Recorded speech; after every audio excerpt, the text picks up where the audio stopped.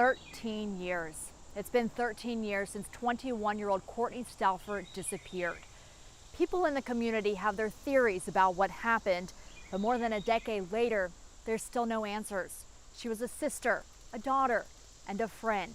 She loved nature, and her family and the community gathered here at Swatara Creek in Hershey to float down the river, keeping her name alive, hoping that somebody will come forward.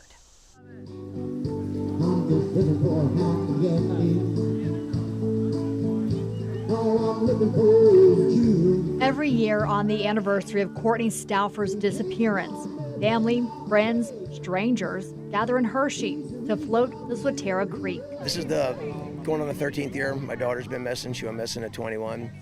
And we're no closer, you know. We just have hope. Every day's hope.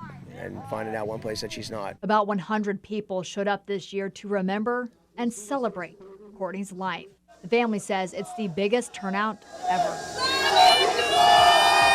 Like, I'm getting goosebumps, so I just know that she's with us.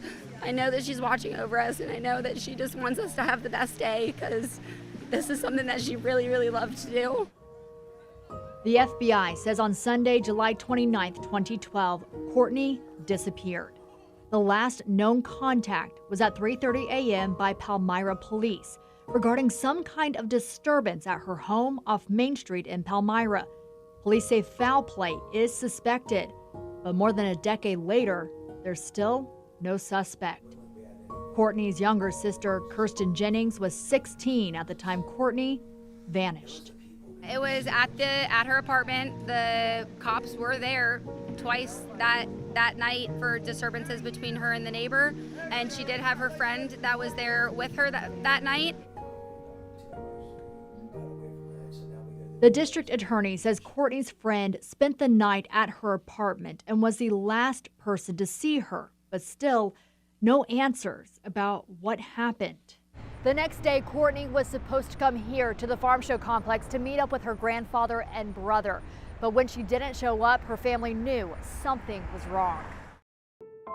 My mom and my brother went over to her house to try and see if she was home or anything. She wasn't picking up her cell phone, and her car was there, and the dog was inside barking, and they just didn't know where she was at and couldn't find her.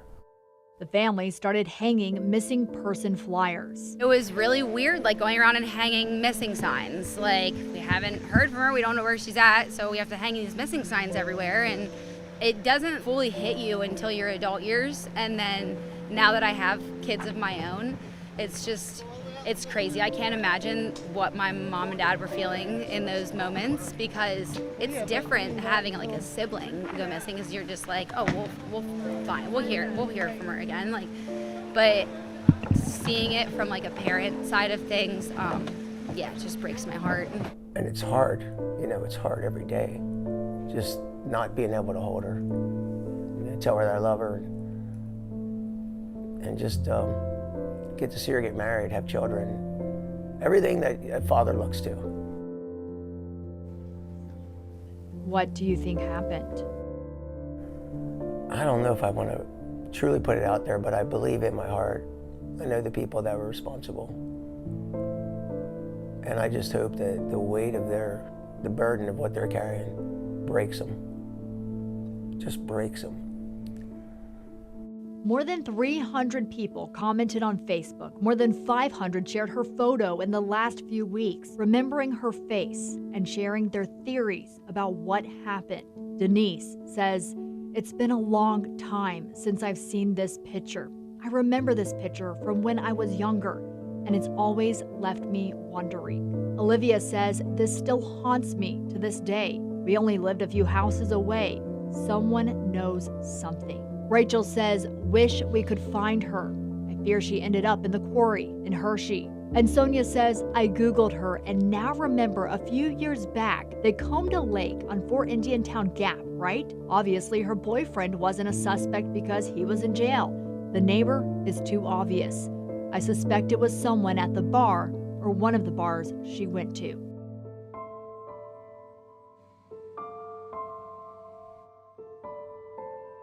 Kortne's father, Scott Stouffer, is keeping hope she's still alive. You hear some cases sometimes 10, 12 years later and the person walks in the door. I'm all for it. I'm all for it. I mean, we could pick up any pieces from where she's been or what she's been through. But yeah, I'm really hoping that in some way we find remains, if that's the case, a clue that gets us some DNA or something to tie the person that's responsible to it. Because I can assure you, it wasn't me, my family, anyone that was immediately around Court that cared about her and loved her. As her family waits for answers, they each remember something different and special about their sister and daughter. I definitely missed the smell of her dreads.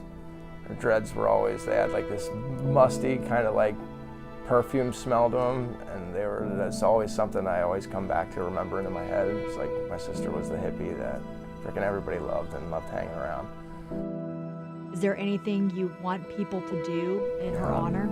Just by like being positive and being nice and kind to people, because that's how she was. She was always I think still is, very, very good.